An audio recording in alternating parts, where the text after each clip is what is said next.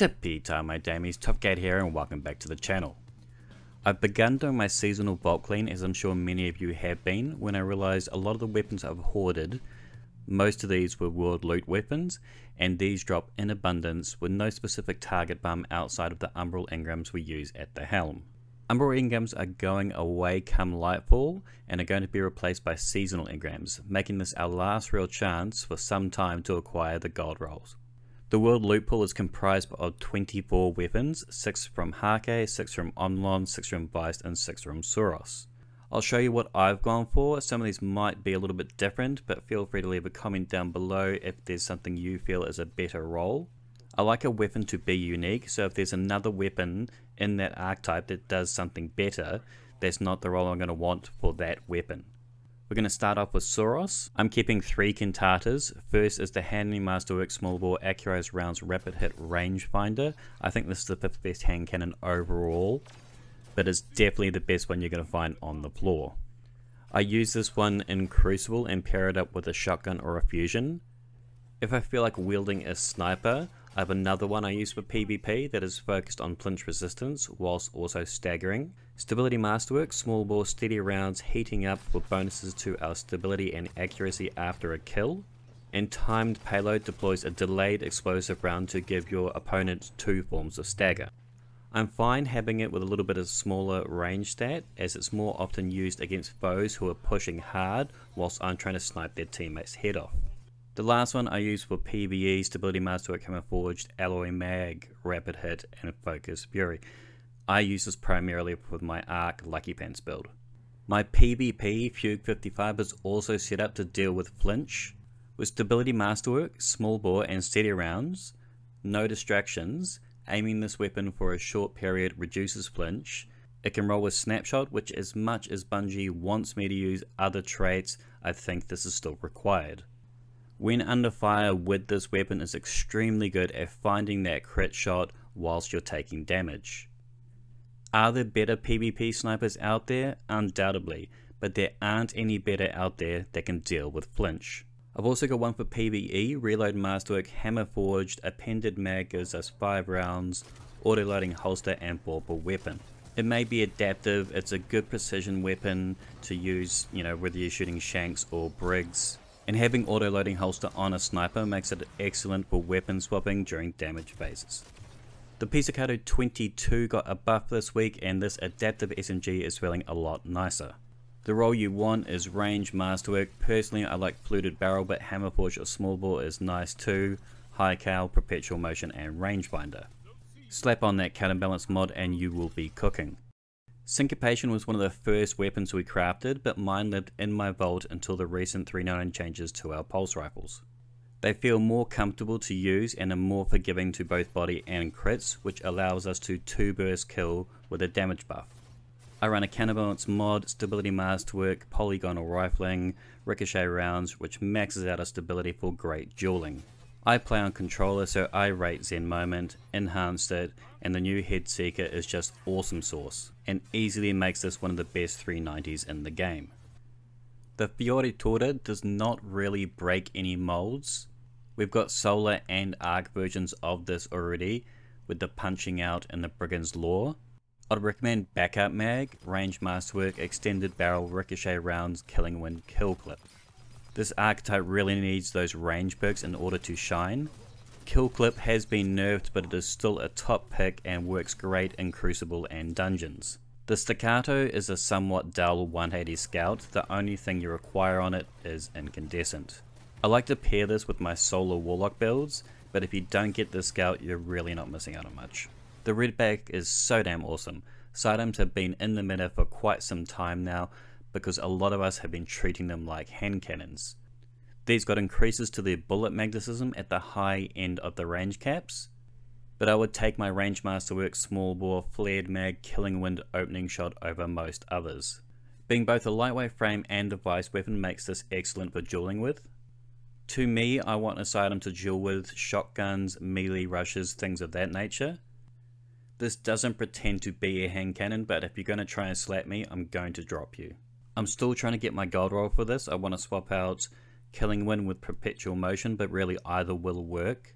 And when I go into comp or trials, I do like to carry a Vorp or Weapon 1 in order to drop those roaming supers. The Jararaka, for PvP you want Reload or Stability Masterworks. Stability is really important as scout battles are often flinch battles. But I went for Reload in order to help utilize that kill clip.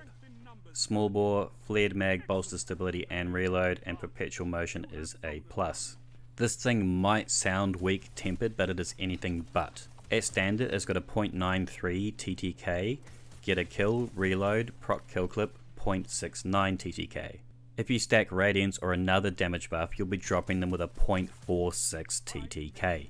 This is fun in 6s and works on most maps because it feels comfortable in both tight and twisty or wide and vast maps. Highly recommend this.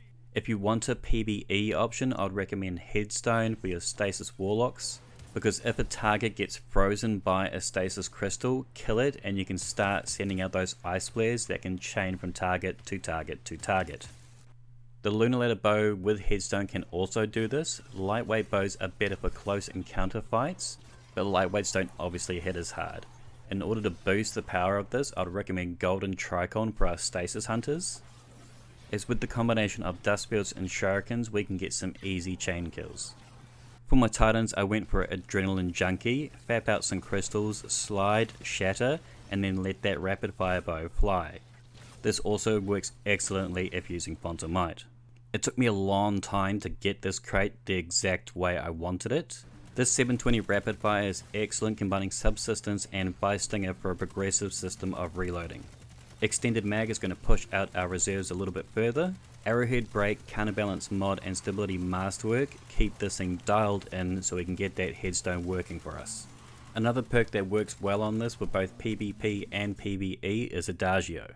Certain archetypes of weapons you don't really notice the slower fire rate. This is going to be one of them, so you just feel the increase of power without the pain of adjusting to a fire rate change. Taipan, I would think by now you've got your firing line version crafted, you know how good this thing is. Similar story for the FUNNELWEB, this is automatic S tier since day dot.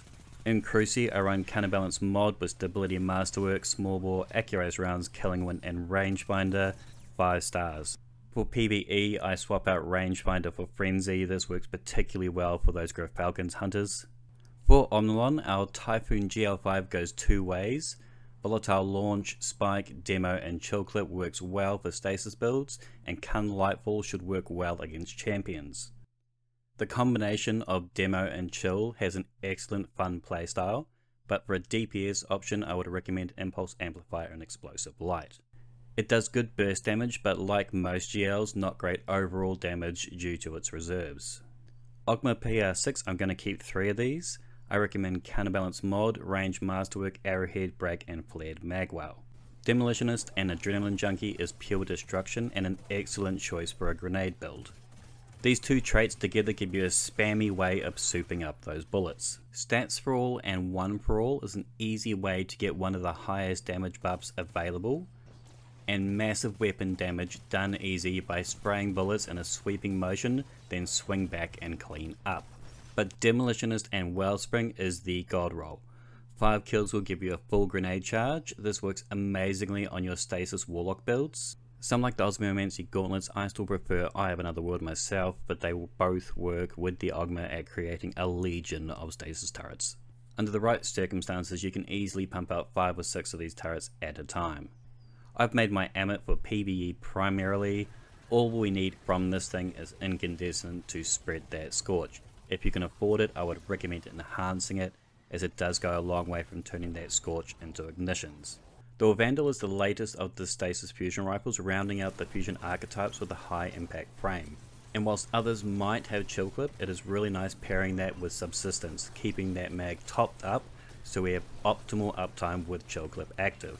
I'd recommend Stability Masterwork, Counterbalance Mod, Arrowhead Break and Liquid Coils. On my Behemoth, I've been running a Firmly Planted and Golden Tricorn to devastating effects. With Golden Tricorn ×1 you're already working with an easy damage buff, but it ain't hard to throw a grenade in order to get that to 50% damage bonus. And with the Cryoclasm aspect, sliding to shatter those grenades, Firmly Planted really synergizes well with the Behemoth. The Snorri has 2 great ways to go: PvE, Range Masterwork, Arrowhead Break, Particle Repeater. But the magic comes from Reservoir Burst, which deals increased damage if the first bolt's fired, exploding them if it's a kill. But this is what made the Null Composure a top choice way back when, but SNORRI also rolls with Compulsive Reloader, allowing stupid quick load times so you can take full advantage of Reservoir Burst. Coupled with Omnilon Fluid Dynamic Origin trait, this helps that reload speed again in the top half of the mag and a stability boost. This plays very different to other combinations, but boy is it fun. But it was during the tail end of the fusion meta where the SNORRI made its name in the Crucible. Now I run mine with firmly planted and high impact reserves. It's still good and you still want it. I would admit the main ingredient is still better, but the SNORRI will be tapping it on the shoulder looking for a fight. I'm holding onto a GALLU with Harmony. This doesn't get the one tap being adaptive. This could change at a later date, so I'm going to keep it for a little bit, but I'm probably going to end up scrapping it. But for PvP, I have a Handling Masterwork Hammerforge Accurized rounds with Snapshot, which again, Bungie, this is still a requirement, and also no distractions for those hard scoping battles. Some would say this doesn't synergize. I would argue you got the best of both worlds.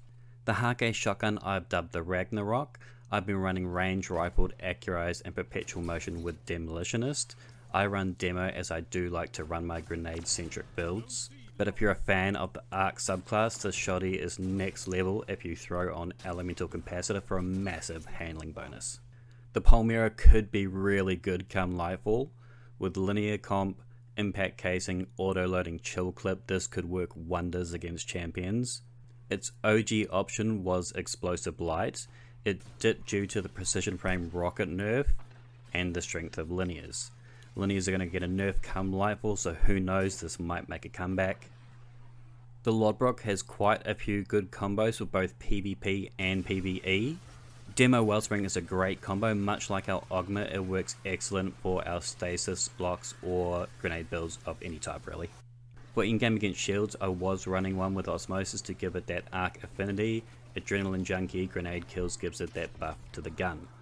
Inside Crucible, you want to try for 100 recoil and evenly balance out stability handling and reload. And whilst Kill Clip works really well, Target Lock surprised me and now is a top pick. Target Lock increases the damage the longer you stay on a target. Hit a target 3 times and it goes up 16% to body shots and 18% to crits, giving you a 0.66 TTK. It's like having a frenzy that you can self-activate, and this trait is the trait of the season in my opinion, and I'm definitely going to be keeping an eye out for it on future weapons. ENYO-D, I love this sub, main thing you want, multi-kill clip. I also love Encore. Perfect your recoil whichever way that you can. It's aggressive frame, so you really want everything to go into that range and stability as you really get diminishing returns on the handling and reload. Some might prefer Rampage over multi-kill clip. Personally, I don't think Rampage is good on anything with a tiny mag. The BOUDICA-C is actually a really tasty precision frame sidearm.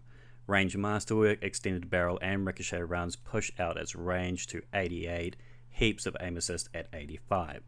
Threat Detector pumps out buffs at that 12 meter radius, which is prime sidearm country. But it's actually gut shot straight that surprised me. But because the Boudica has so much aim assist built into it, I honestly didn't mind losing a little bit to enhance that extra body damage.